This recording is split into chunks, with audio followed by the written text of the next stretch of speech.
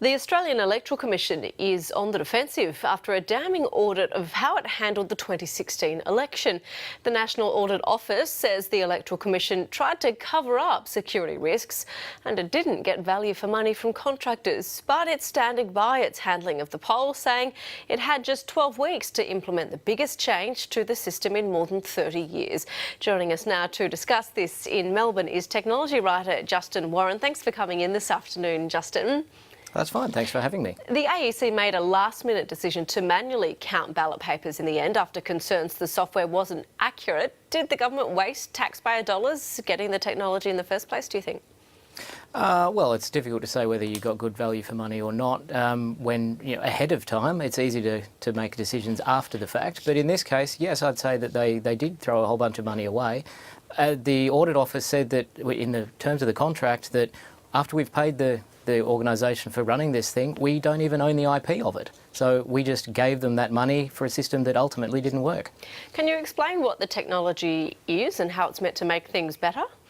Well, not in the same sort of detail as someone who worked on the project themselves, but based on our reading of the design and what the Audit Office has said, essentially when you fill in a ballot paper, some of them can be quite long and there's lots of them, what happens is the computer will scan those in, so you get an image of that ballot paper, and then another computer system will attempt to read that using something called optical character recognition, which is doing the job of what humans would otherwise do, of looking at the paper and then typing that into a computer to count the votes. Getting that done with a computer should be a lot quicker than trying to get humans to do it. But that only works if the computers actually do it properly. Technology is helping us in so many different ways. Do you see that this will be the way we'll go forward, though? I think that we could do, but it will take a bit more time than just trying to do it in 3 months. Or in this case, what was it, 12 weeks, 15 weeks? 12 weeks. Although that's being a little bit kind to them, I think. The debate about what was actually happening with the Senate and the way that preference distribution system was needed to be changed, that was known some time before that 12 weeks. It wasn't like it was a sudden surprise. And being able to scan ballots and then do things with them, again, this is not a new idea, but the AEC is essentially saying that they were unprepared. That's a bit of a worry. I'd expect that they'd be able to do a better job on another go-round, but in this time, hopefully they'll take a little bit more care in making sure that A, the system works as it's supposed to do, and B, that they're actually able to verify that the system does work as advertised. And that's something that various people who actually know about election systems have been very concerned with.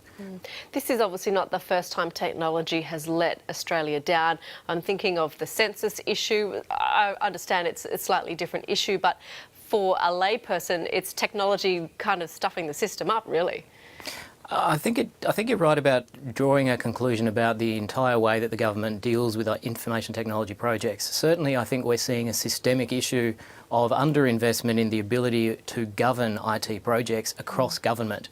And with failures of this scale, as you mentioned, the census, we've seen it here. We also saw Centrelink is unable to answer its own telephones. This illustrates that the government is not able to run technology projects terribly well at all, and that's something that really needs to change for the betterment of all of Australia. Does it come down to dollars and cents? You know, as I said, technology is employed by all sorts of industries and making things a lot easier. Is it a fact, or is it the case that the government just isn't investing enough cash into this? Partly, I think so, yes. I think we've seen a gutting of a lot of these institutions that we value in Australia by things like efficiency dividends, which is one way of saying that we're going to cut your budget. When you don't have budget to do things, then you have to make choices about what you prioritise and what you don't. And the AEC, in this case, decided to prioritise certain things in order to try to get things done in time and within a certain amount of spend. We saw the same thing from the ABS, and they're cutting another 150 staff from the ABS. It's difficult to see that if you continue to cut staff and cut budget, how people are able to actually transform themselves to use these new technologies if they don't have budget to invest in that. Certainly people who are interested in working on these cutting edge technologies and working in things that are very cool to do, if the money's not there to spend on it, they will go somewhere else. And fair enough. Technology writer Justin Warren, thanks very much for your time this afternoon. Thanks for having me.